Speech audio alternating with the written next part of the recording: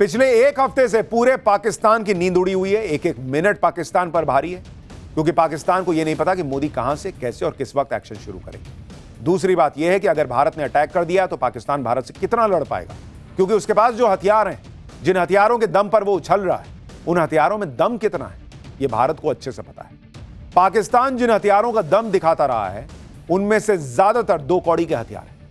यानी पाकिस्तान ये हथियार दिखा तो सकता है, दिखाने में ठीक है, लेकिन असल में ये कबाड़ है। आपको सुनकर हैरानी होगी कि पाकिस्तान के पास ऐसे कई हथियार हैं जो उसने चीन से मंगवाए, लेकिन ये हथियार दुनिया भर में चीन के कबाड़ के नाम से मशहूर है। पिछले कुछ सालों में दुनिया के कई देशों ने चीन से इन हथियारों को खरीदा था, लेकिन अब सब पछता रहे हैं। इसलिए इन हथियारों को अपनी सेना में साइडलाइन कर दिया है। लेकिन पाकिस्तान के साथ सबसे बड़ी मजबूरी है कि वो चीन से यह सवाल भी नहीं कर सकता कि भाई अपने यहां का कबाड़ हमको क्यों बेच दिया। आप सोचिए कि पाकिस्तान इस समय युद्ध लड़ने के लिए चीन और दूसरे देशों से फंड मांग रहा है। उसे ऐसे समय में कहीं से हथियार मिल जाए तो कम से कम पब्लिक के सामने झूठी इज्जत तो बची रहेगी। पाकिस्तान के इन फर्जी हथियारों को लेकर पाकिस्तान में किस तरह का माहौल है, जरा उसकी एक झलक देखिए, फिर आपको इनके 2 कौड़ी के हथियार की एक डिटेल बताता हूं। वीडियो नहीं, खाली एक क्लिप लगा दें ताकि सब देख सकें। जो इंडियन एयरफोर्स है वो पूरी दुनिया में 4थे नंबर पर है, और जो हमारा एयरफोर्स है वो पूरी दुनिया में 18वें नंबर पर है। एक तो मोदी साहब ने ये कहा कि ब्लड इज बॉइलिंग, खून उबल रहा है। मैं मानता हूँ कि बहुत सारी जंगें हुई है, हमने 65 की जंग लड़ी है, क्या हुआ आखिरकार हमें टेबल पे मुआहदा करना पड़ा। 71 की जंग हुई, क्या हुआ हमें बंगाल हाथ से जाना पड़ा। 99 में कारगिल हुआ, क्या हुआ पाकिस्तान का नुकसान हुआ। नहीं, ये हंसने की बात नहीं है मेरे भाई, ये इस वक्त यकीन करें कि ये मातम करने की बात है।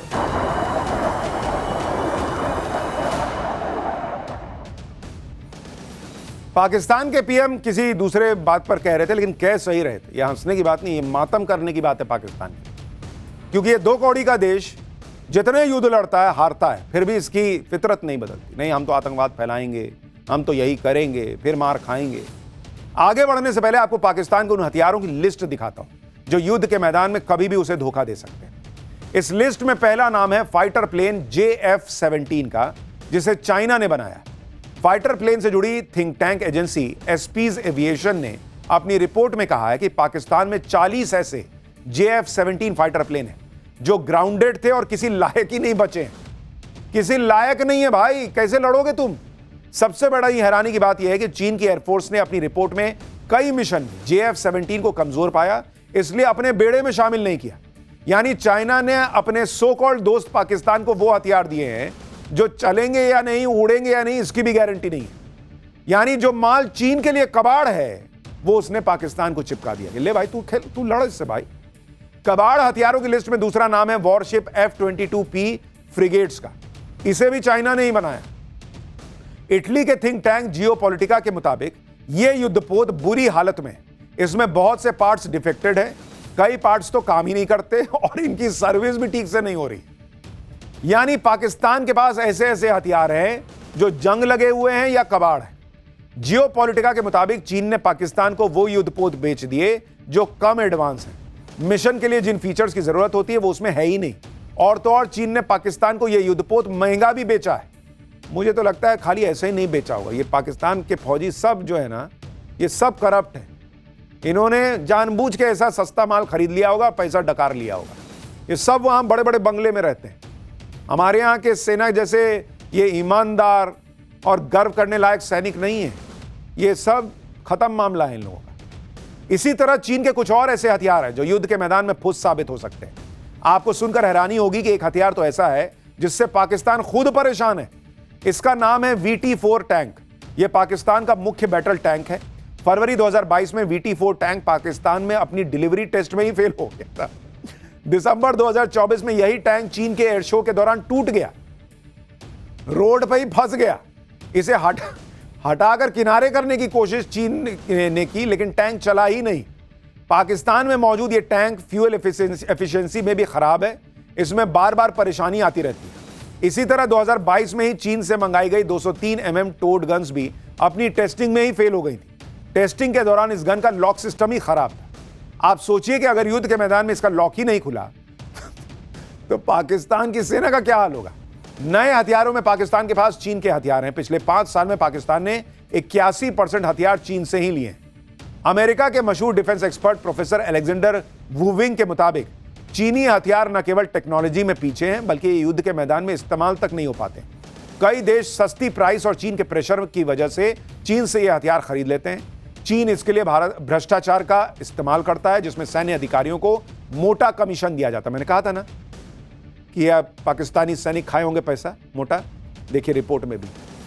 ये लोग देश बेच दिए भाई, अलग देश बनाए और उसको खुले में बेच दिए। ये तो इनका हाल है। सोचिए ऐसे ऐसा हथियार है भाई, इनको तो इनकी हालत वो होगी कि जंग में बीच में कहीं ये ना कहना पड़े कि भाई 2 मिनट टाइम आउट, जरा ये टैंक ठीक कर ले, खराब हो गया। जब से पाकिस्तान ने पहलगाम में आतंकी हमला करवाया तब से उसे पता है कि अब भारत बदला लेकर आएगा। इसलिए पाकिस्तान चीन के सामने गिड़गिड़ाया और इसके बाद चीन ने पाकिस्तान को 100 PL-15 एयर टू एयर मिसाइलें मिल दी है। पाकिस्तान ने इन मिसाइल्स को अपने JF-17C फाइटर जेट्स में फिट भी कर दिया है। पाकिस्तान एयरफोर्स ने एक तस्वीर भी जारी की है जिसमें JF-17C लड़ाकू विमान PL-15 एडवांस मिसाइल लगी दिख रही है। यह उसी की तस्वीर है। इस तस्वीर को जारी करने के पीछे पाकिस्तान का मकसद भारत को अपनी ताकत दिखाना है कि भाई हमारे पास कुछ ताकत है। कहा जा रहा है कि चीन ने भारत के साथ तनाव को देखते हुए पाकिस्तान को इन मिसाइलों की डिलीवरी दी है, जबकि सच्चाई है कि पिछले 13 साल में F-17 कम से कम 5 बार क्रैश हो चुके हैं। JF-17 पाकिस्तान को पता है कि उसके मेड इन चाइना JF-17C लड़ाकू विमान किसी चाइनीज खिलौने से ज्यादा नहीं, जो कब धोखा दे जाएं कोई नहीं जानता। चीन के JF-17C फाइटर जेट्स की क्या हालत है वो भी आपको दिखाता हूं। नवंबर 2022 म्यांमार ने भी चीन से खरीदे थे JF-17 फाइटर जेट्स और उन्हें ग्राउंड कर दिया। म्यांमार एयरफोर्स ने चीन को बताया कि JF-17 गंभीर तकनीकी खामियां उसमें मिली हैं। ये fighter jets interception, ground attack और बॉम्बिंग मिशन के लिए बनाए गए थे, लेकिन तकनीकी समस्याओं के कारण काम नहीं कर रहे। इसके अलावा JF-17 में लगा रडार सिस्टम KLJ-7 AI की सटीकता बेहद खराब निकली। सबसे हैरान करने वाली कमी तो यह है कि JF-17 का एयरफ्रेम यानी ढांचा भी कमजोर है। उड़ान के बाद इसमें कई दरारें दिखाई दी। चीन ने JF-17 को ठीक करने के लिए इंजीनियर्स की एक टीम म्यांमार भेजी, लेकिन JF-17 को ठीक नहीं कर पाया और उसके बाद चीन ने JF-17 की खराबी का ठीकरा म्यांमार एयरफोर्स पर फोड़ दिया। चीन की टेक्निकल टीम ने कहा कि गलती म्यांमार के पायलट्स की है, उनकी क्षमता ही नहीं है कि वो एयरक्राफ्ट उड़ा पाए। तो पाकिस्तान उस JF-17 के साथ लड़ने की तैयारी कर रहा है जिसको म्यांमार ने रद्दी में फेंक रखा है कि बक ये तो काम ही नहीं आएगा। सबसे बड़ी बात यह है कि चीन की एयरफोर्स भी JF-17 को कबाड़ मानती है, इसलिए उसने अपने ही बेड़े में उसे शामिल नहीं किया है। उसे भी पता है कि ये किसी काम के नहीं है और पाकिस्तान को कह रहा है कि लड़ो लड़ो ना, ठीक है जाओ, क्या जाओ लड़ो। अब आप अंदाजा लगा सकते हैं कि जंग के मैदान में पाकिस्तान की क्या हालत हो सकती है। पाकिस्तान के इन हथियारों को लेकर वहां के लोग कितने परेशान हैं, जरा सुनिए। पब्लिक पाकिस्तान की बता देगी क्या हालत है। कि एक तो मोदी साहब ने ये कहा कि ब्लड इज बॉइलिंग, खून उबल रहा है, और उनका कहना था कि कश्मीरियों का खून इस वक्त उबल रहा है, जिनके साथ ये हुआ है वो बहुत गुस्से में है, और भारतीयों का खून उबल रहा है और वो बदला लेने के लिए तैयार है और एक एक किसी को नहीं छोड़ा जाएगा। 65 की जंग में भी यही हुआ, 48 में भी यही हुआ, कारगिल में हमने इतनी अपना बेइज्जती कराई और इतने प्यारे बेचारे लोगों को वहाँ पे मरवा दिया पहाड़ों के ऊपर, और उनकी फिर लाशें भी लेने जोगे नहीं थे। मेरा ख्याल से तो हमें जंग नहीं करनी चाहिए। नहीं जंग करनी चाहिए, नहीं चाहिए, क्योंकि हमारे हालात आपके सामने हैं, सब देखते हैं। हम रोजगार के लिए यहाँ पे मारे फिरते हैं, तो कल को अगर खुदा न खास्ता अगर जंग हो गई तो हमारे पास क्या है? यहाँ खाने के लिए रोटी नहीं है, दर दर की ठोकरें खा रहे हैं। पाकिस्तान की पब्लिक कह रही है कि भाई खाने के लिए रोटी नहीं है, तुम चले हो जंग लड़ने। पाकिस्तान की जनता भी समझ रही है कि अगर ये भारत से युद्ध हो गया तो पाकिस्तान न घर का रहेगा न घाट का। इसलिए पाकिस्तान में सेना और सरकार दोनों की हालत खराब है। पाकिस्तान को भारत के अटैक का डर सता रहा है, जिसके बाद शहबाज शरीफ तो सरेंडर करने का ऐलान कर चुके हैं एक तरीके से। लेकिन भारत के जवाबी हमले की आशंका के बीच शहबाज शरीफ को अस्पताल में भर्ती करवाना पड़ा है।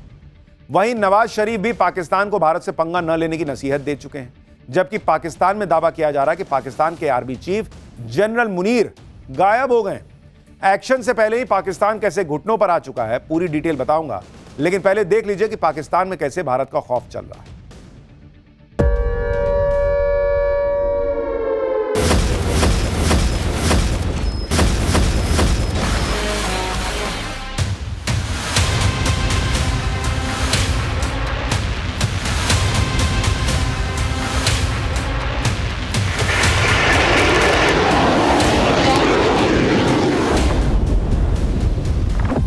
Pakistan is open to participate in any neutral, transparent and credible investigation. कि हम लोगों को महंगाई से तो फुर्सत नहीं हो रही, ठीक है ना, हम लोग जंग की बातें कर रहे हैं। खतरा और बहुत बड़ा खतरा, जिस खतरे की घंटियां हम बजा रहे थे वो खतरा हमारे सरों पर नाचता हुआ नजर आ रहा है। मेरे ख्याल से तो हमें जंग नहीं करनी चाहिए। नहीं जंग करनी चाहिए। नहीं चाहिए।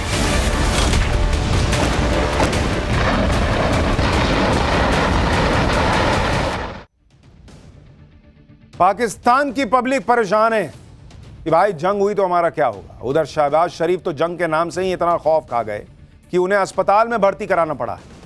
बताया जा रहा है कि पाकिस्तान के प्रधानमंत्री शहबाज शरीफ की तबीयत अचानक बिगड़ गई है। मीडिया रिपोर्ट्स के मुताबिक शहबाज शरीफ रावलपिंडी के आर्मी अस्पताल में भर्ती हैं। 27 अप्रैल से शहबाज शरीफ के डॉक्टर्स की गहन निगरानी में उन्हें रखा गया है।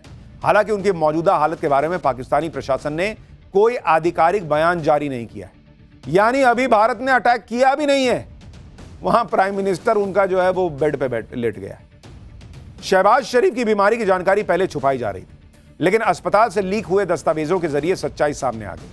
अस्पताल प्रशासन को निर्देश दिए गए थे कि शहबाज शरीफ से जुड़ी किसी भी जानकारी को गोपनीय रखा जाए। दस्तावेजों में साफ लिखा है कि इस खबर को मीडिया या आम जनता के सामने उजागर न किया जाए, लेकिन इसके बावजूद यह जानकारी लीक हो गई और अब सोशल मीडिया पर तेजी से वायरल हो रही है। शहबाज शरीफ की हालत बिगड़ गई तो उनके भाई और पाकिस्तान के पूर्व पीएम नवाज शरीफ लंदन से उल्टे पैर लौट आए। सूत्रों के मुताबिक नवाज शरीफ ने शहबाज शरीफ को युद्ध से दूर रहने की सलाह दी है। नवाज शरीफ चाहते हैं कि भारत के बीच शांति बहाल करने के लिए कदम उठाए जाएं। नवाज शरीफ किसी भी हाल में भारत के खिलाफ आक्रामक रुख अपनाने के इच्छुक नहीं है। नवाज शरीफ ने शहबाज शरीफ को भारत के मामले में सब्र से काम लेने के लिए कहा है और सभी उपलब्ध राजनयिक विकल्पों का उपयोग करने की सलाह दी। दूसरी तरफ पाकिस्तान की हालत यह है कि उनके जनरल असीम मुनीर ढूंढे नहीं मिल रहे। असीम मुनीर पहले तो बड़ी बड़ी डींगे हाँक रहा था, लेकिन जब युद्ध वाली मुसीबत आई तो कहा जा रहा गायब हो गया है। एक रिपोर्ट में दावा किया गया है कि जनरल मुनीर MIA यानी मिसिंग इन एक्शन है। दावा यह भी है कि असीम मुनीर अपने परिवार के साथ विदेश भाग गया है, जबकि कुछ रिपोर्ट में कहा गया है कि वो रावलपिंडी में एक बंकर में छिपा हुआ है। ऐसी तो खबरें पाकिस्तान से आ रही। हालत यह हो गई है कि पाकिस्तान की सेना को ट्वीट करके बताना पड़ रहा है कि असीम मुनीर फरार नहीं हुए हैं, पाकिस्तान में ही कहीं पर हैं। पाकिस्तानी प्रधानमंत्री कार्यालय ने एक ग्रुप फोटो पोस्ट की जिसमें प्रधानमंत्री शहबाज शरीफ और जनरल मुनीर दिखाई दे रहे हैं। पोस्ट में बताया गया कि 26 अप्रैल को ये दोनों एक कार्यक्रम में शामिल हुए थे। लेकिन भाई 26 अप्रैल से तो अब 29 अप्रैल हो गई। तुम्हारा प्राइम मिनिस्टर अभी कहां है ये दिखाओ और मुनीर अभी कहां है।